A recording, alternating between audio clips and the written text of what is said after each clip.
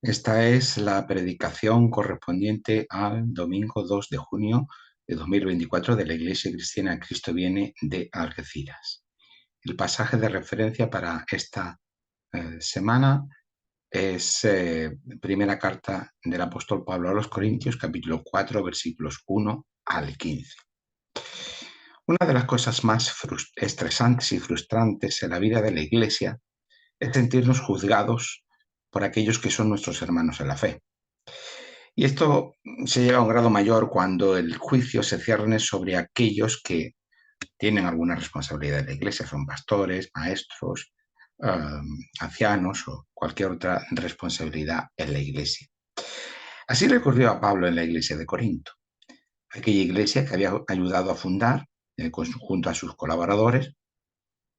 Ahora, cuando está escribiendo su carta, pues se muestra hipercrítica con Pablo. Lo juzga como apóstol y es comparado con Apolos. Y esa comparación pues deja a Pablo en mal lugar. Pablo rechaza el ser juzgado por otros porque confía en la justicia de Dios. Pero, ¿qué tiene que ver esta relación entre la justicia de Dios y cómo percibimos el juicio de los demás? ¿Qué significa la justicia de Dios? ¿Qué significa el juicio de Dios? Estas son las preguntas que nos hacemos en esta mañana. Hablar sobre el juicio de Dios sobre el mundo no es hoy o por hoy una predicación popular. Que Dios vaya a juzgar el mundo nos transmite una imagen de otra época. Y eso ocurre porque cuando pensamos en juicio, lo que realmente estamos pensando es en castigo.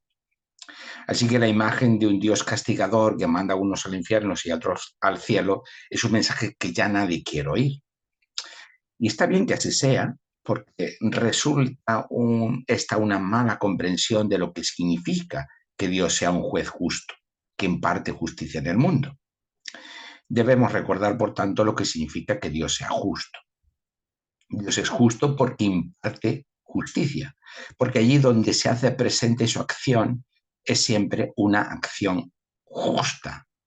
Pero la justicia de Dios, de la que da testimonio la Escritura, no siempre cuadra con este concepto de justicia, justicia retributiva que podríamos llamar.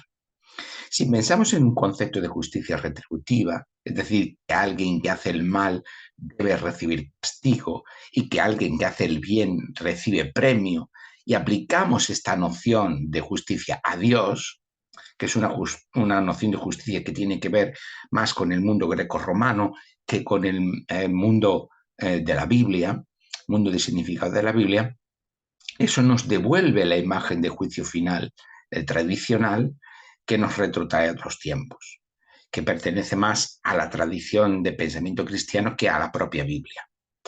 Sin embargo, cuando la Biblia nos habla de justicia, no es principalmente de una justicia retributiva de la que habla, sino de una justicia justificante.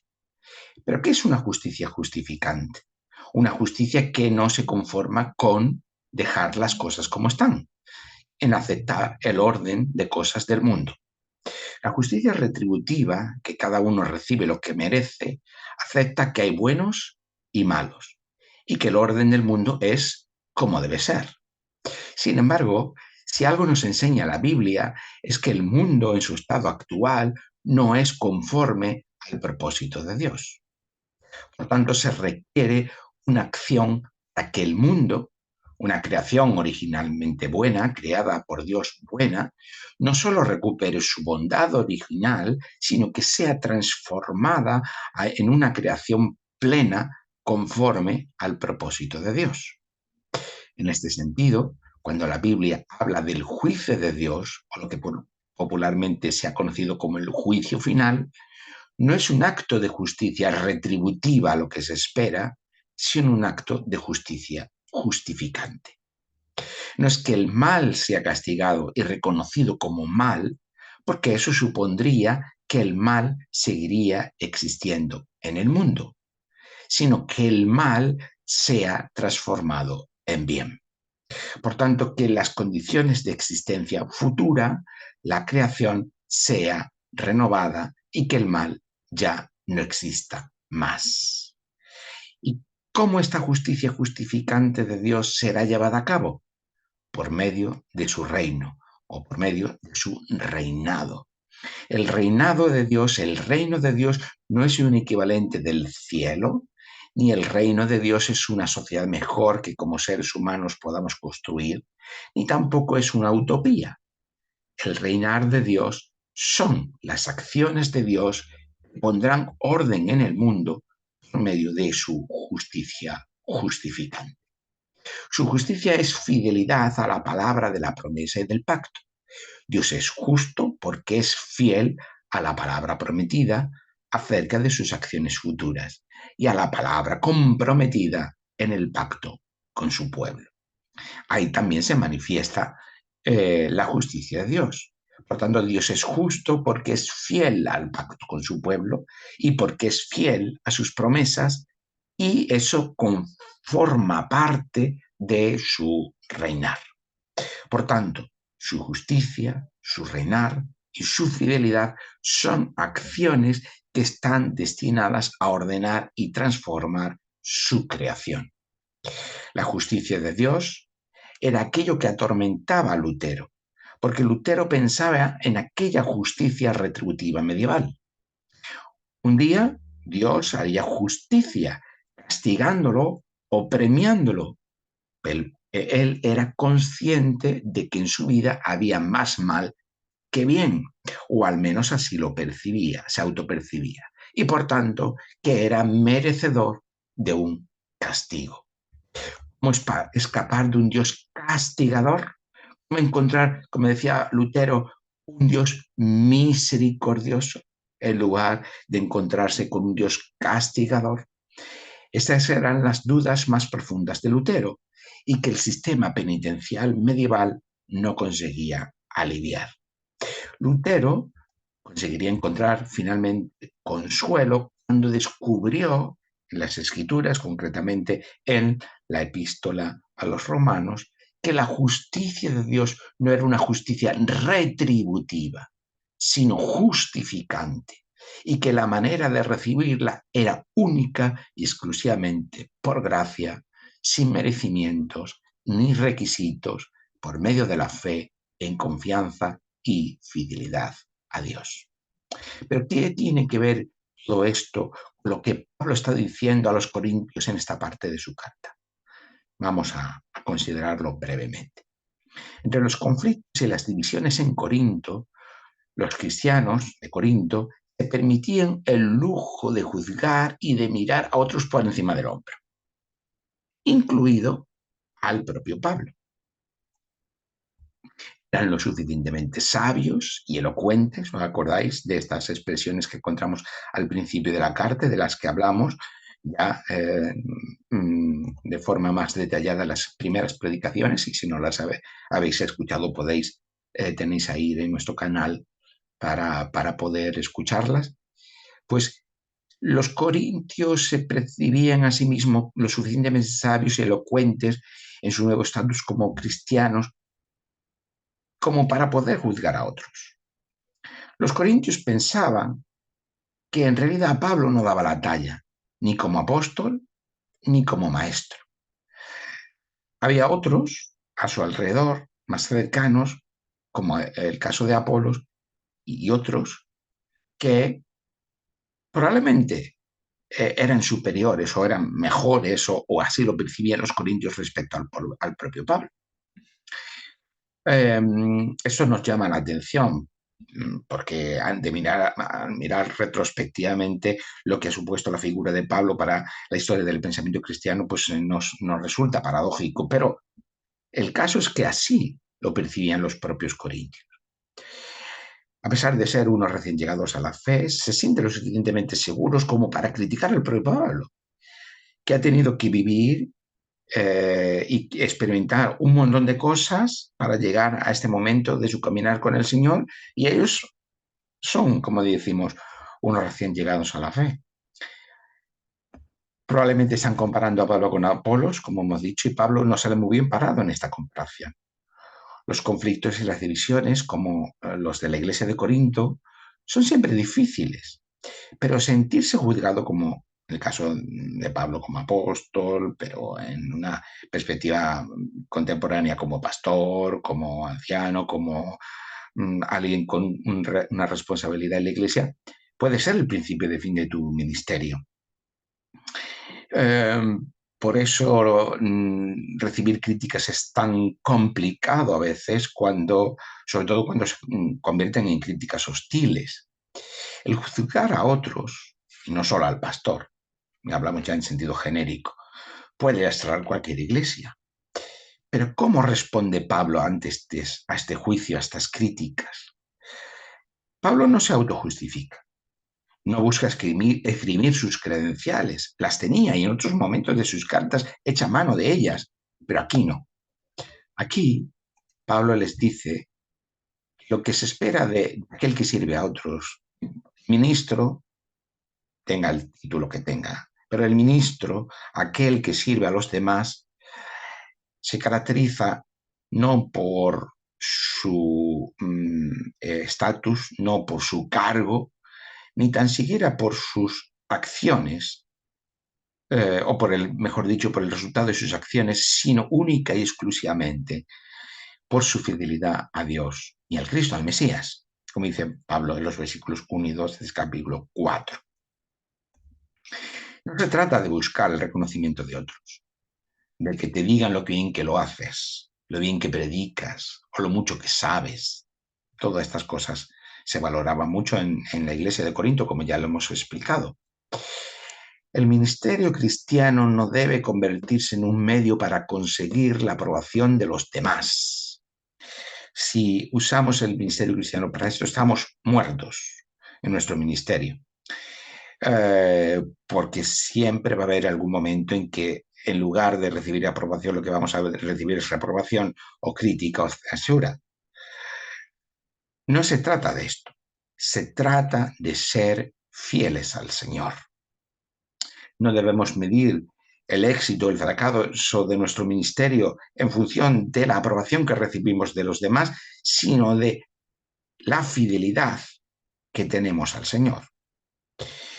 No debemos olvidar que la fidelidad es una dimensión de la fe. Por lo tanto, como el resto de áreas de nuestra vida, se mide por la fe. Lo contrario de la autojustificación, el salir al paso de la crítica de los demás, pues diciendo pues cuáles son nuestras motivaciones, cuál es nuestra acreditación, cuáles son el resultado de nuestras acciones. Eso es autojustificación. Lo contrario es la confianza, es decir, la fe en que Dios es el que juzga, que Dios es el que en definitiva va a juzgar nuestro ministerio. Por ello, Pablo puede decir que no le preocupa lo más mínimo ser juzgado por los corintios, por sus hermanos en la fe, ni por los corintios, ni por cualquier tribunal, ni tan siquiera se juzga a él a sí mismo. Versículo 3 del capítulo 4. A veces nos justificamos a nosotros mismos delante de nosotros mismos. Necesitamos esa necesidad imperiosa de decirnos a nosotros mismos que nuestro misterio es de sentido, que aquello que hacemos es correcto, que lo que estamos haciendo es vocación dada por Dios, etcétera, etcétera. A veces nosotros somos implacables con nosotros mismos. A veces el tribunal está en los otros. Por lo tanto, un ministerio que vive de la fe, un ministerio que se juzga por su fidelidad al Mesías, al Señor, por su fidelidad a la Escritura, porque el Cristo que conocemos es el Cristo que se nos da a conocer en las Escrituras, y por nuestra confianza en que el juicio sobre nuestra vida, nuestro ministerio, nuestras acciones, la última palabra está dicha en Cristo, en Jesús, en el Mesías. Cuando la justicia se entiende en términos retributivos, todos buscamos autojustificarnos. Ah, y es, en términos humanos, en términos sociales, eh, pues todos acabamos ahí, dando las razones, explicando las circunstancias, conociendo las causas que nos llevan a un determinado comportamiento. Pero no se trata de que yo me justifique por mis medios ante los demás. Cuando los demás hablan mal de mí, cuando los demás me juzgan injustamente, o lo que yo considero injustamente, porque no recibo lo que merezco, porque no recibo lo acorde a mis esfuerzos. Eh, Tampoco se trata de que yo me justifique por mis medios, perdón, de tener la conciencia tranquila y saber, no, yo estoy tranquilo porque yo sé lo que me motiva, porque yo sé cuáles son mis verdaderas razones, mis verdaderas motivaciones. Eh, los demás no lo saben, pero yo sí. Entonces yo estoy tranquilo. Dice el apóstol Pablo en el versículo 4 del capítulo 4 que el tener una conciencia tranquila no significa que yo ya esté justificado, no significa que yo tenga razón, porque yo puedo autoengañarme, puedo estar equivocado. Y de esto es algo que frecuentemente olvidamos. No, yo estoy tranquilo porque yo sé que delante del Señor cuáles son mis verdaderas motivaciones. Sí, pero tú puedes autoengañarte. Tanto no se trata de recibir la aprobación de parte de los demás ni de recibir la aprobación de mí mismo. Se trata, me dice el apóstol Pablo, de que en definitiva quien juzga es el Señor. Y como eh, nuestra tradición protestante señala, la justificación es la justificación por gracia, por medio de la fe, sin mérito ni condiciones, ni determinado por los resultados, muy importante en esta sociedad en la que vivimos, que siempre estamos midiéndonos todo el éxito, el fracaso por los resultados. Pues en el artículo de la justificación por gracia, por medio de la fe, no hay condiciones, no hay méritos, no hay resultados que avalen nuestra vida en su conjunto, ni tampoco en nuestro ministerio, ni nuestro matrimonio, ni nuestra condición de padres o hijos, o lo que sea en que se dirima en cada momento de nuestra vida, sino únicamente por gracia, por medio de la fe. Eh, pero lo que se justifica es siempre al pecador. La justificación del pecador, la justificación del impío, ¿m? Que aunque no hay condiciones, ni méritos, ni resultados que lo avalen como justo, en Cristo somos considerados, somos declarados justos. Y esta es la transformación de la justicia justificante. Pero esto no solamente respecto de la última palabra que se va a decir sobre nuestra vida, sino aquí y ahora, de lo que debemos, de lo que nuestra vida como cristianos debe vivir. Por tanto, si vivimos esa justicia justificante, vivimos de no estar teniendo que justificar de los demás y tampoco delante de mí mismo. Eh, Se trata, por tanto, de confiar y de ser fiel al Señor sin buscar ni la aprobación de los demás ni nuestra propia aprobación. Si el Señor es el que juzga, entonces nosotros no debemos precipitarnos en juzgar a los demás, porque nosotros y nuestras vidas son parte de lo que Dios tiene que poner en orden. Por eso no vale que yo me justifique a mí mismo. Tener la conciencia tranquila, no, yo ya sé, porque muchas veces abusamos de esto. No, paso de la opinión de los demás porque yo sé cuáles son mis verdaderas motivaciones delante del Señor. ¿Y quién no te dice a ti que tú no te estás autoengañando? Nosotros somos parte de nuestra vida, nuestro ministerio es parte de lo que Dios tiene que poner orden en el mundo. Por tanto,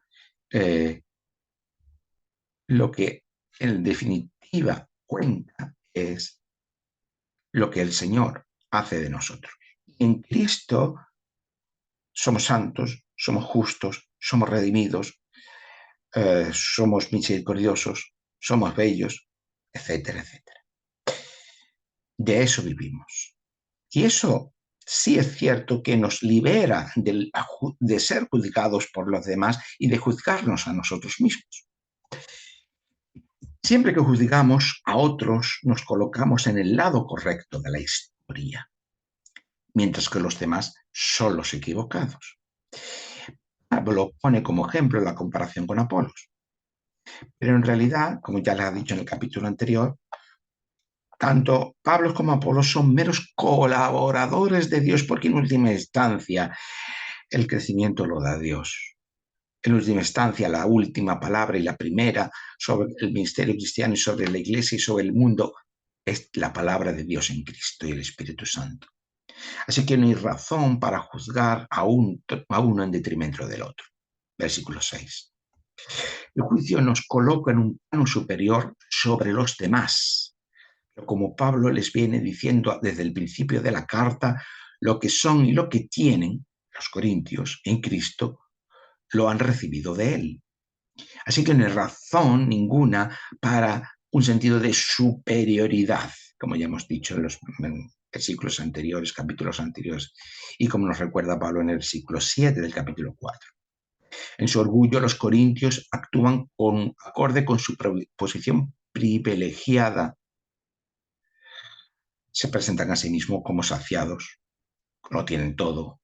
Pareciera que ya han empezado a reinar sin Pablo y sus colaboradores, dice el apóstol Pablo en un sentido irónico en el versículo 8. Ya ellos están como si ya lo tuvieran todo, como ya estuvieran reinando con Dios y con el Mesías. Y eso es lo que hacemos cuando juzgamos a los demás. Nos colocamos en una situación de superioridad y no les concedemos ni el beneficio de la duda. No son dignos de ninguna virtud. Por el contrario, nosotros nos arrogamos todas las virtudes y razones, mientras que desposeemos al otro para poder denigrarlo, para que pueda ser objeto de nuestro rechazo. Esto es lo que encontramos en las siguientes palabras de Pablo. Mientras los corintios son prudentes, fuertes y honorables, Pablo y sus colaboradores son locos, débiles, despreciables, pasan sed, hambre, están desnudos, beben como vagabundos. Versículos 10 al 11 del capítulo 4. Sin embargo, la respuesta de Pablo es la de responder al mal con el bien. Y entonces aquí entra lo que hemos dicho sobre la justicia justificante, que es lo que Pablo está haciendo aquí. Ante la maldición, responde con bendición. Ante la persecución, la afronta con paciencia. Ante la difamación, responde con bondad. Versículos 12 y 13. Porque eso es lo que el mundo necesita.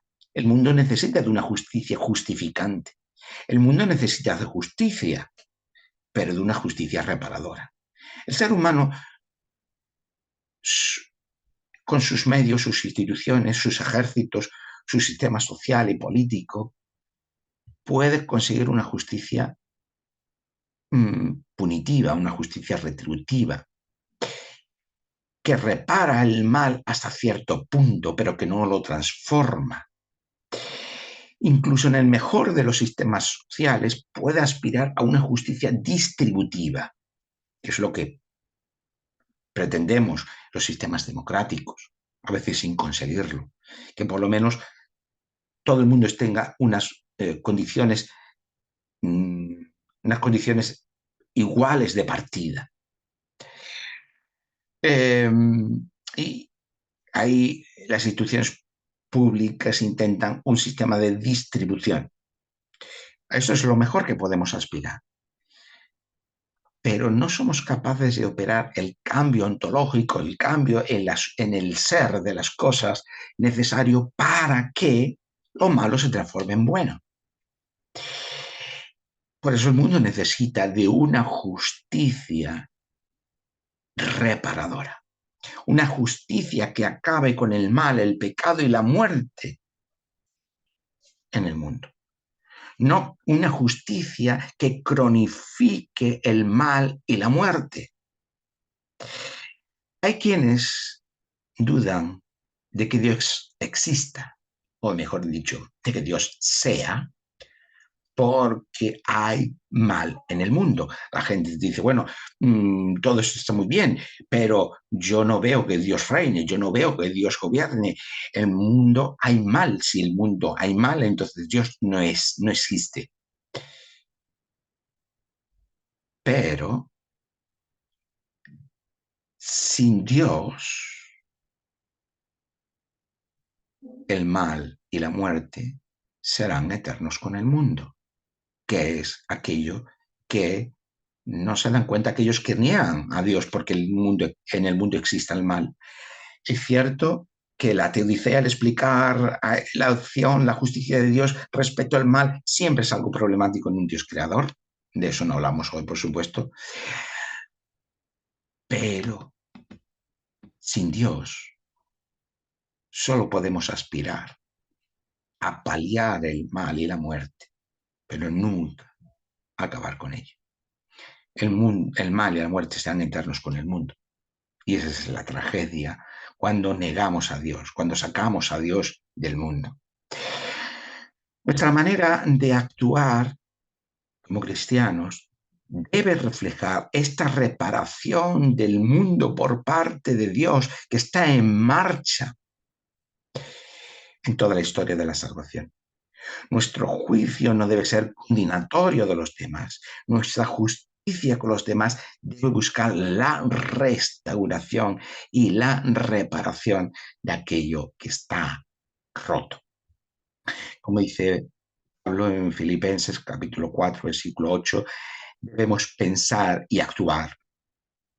Un pensamiento que es acción, no solamente un pensamiento que se queda en algo abstracto y teórico, sino un pensamiento acción, en todo aquello que sea verdadero, honesto, justo, puro, amable, lo que es de buen nombre, en aquello que hay algo de virtud, en aquello que hay algo digno de alabanza.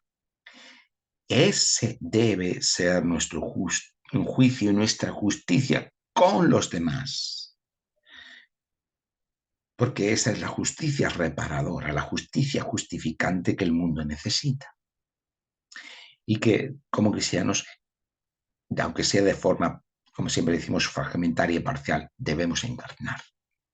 Por eso Pablo dice todo esto a los corintios no para avergonzarles,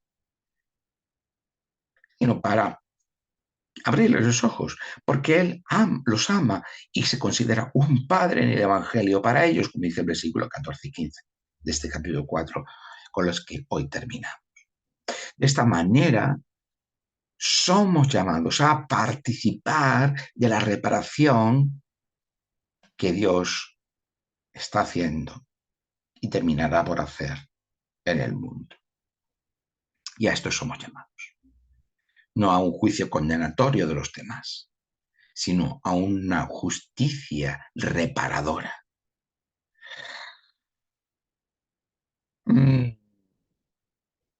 Es cierto que esto a veces en términos humanos no será posible, pero como dice Pablo en otros lugares, en lo que dependa de nosotros, debemos procurarlo. Así que el Señor nos ayude a vivir de esa justicia justificante y a no estar condenados por los demás o sentirnos condenados por los demás o condenarnos a nosotros mismos desde una justicia retributiva. Dependiendo de cómo concibamos la justicia, eh, determinará cómo nos relacionamos con los demás, con nosotros mismos, con Dios y con el mundo. Así que esto es un elemento clave de nuestra vida. Espero que esta predicación nos haya servido para aclarar algunas dudas y aquellas otras que surjan, pues tendremos otras ocasiones para poder reflexionar sobre ello. Que el Señor nos ayude.